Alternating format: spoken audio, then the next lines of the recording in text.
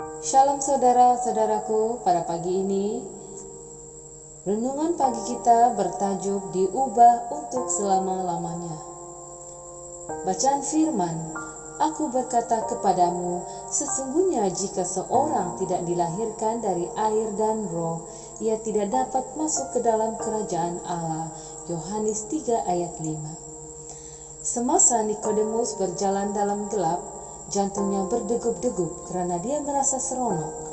Dalam beberapa hal, dia berasa lebih seperti seorang pelajar yang terpesona daripada sebagai seorang profesor yang paling tinggi di seminari.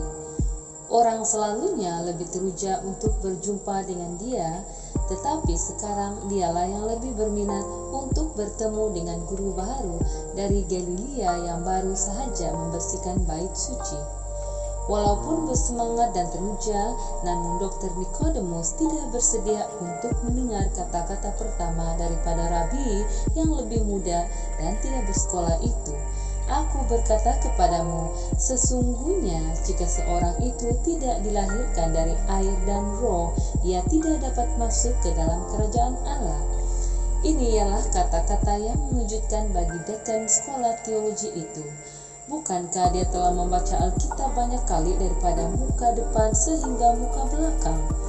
Bukankah dia telah memberi banyak khotbah, ceramah dan ucapan tentang Alkitab dan orang-orang telah mengangguk kepala mereka menandakan persetujuan positif?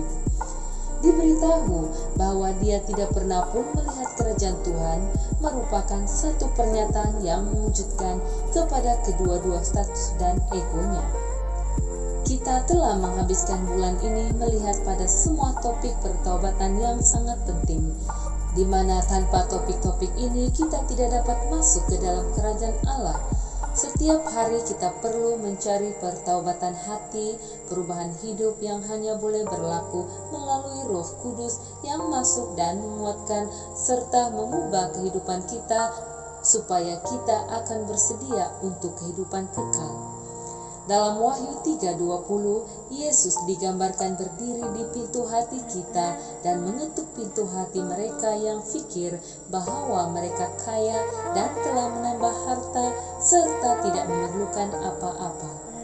Janganlah kita berpikir dengan mempunyai informasi yang betul boleh menggantikan transformasi yang Tuhan ingin kerjakan dalam hati kita setiap hari dalam hidup kita sampai Dia datang kembali untuk membawa kita pulang selama-lamanya.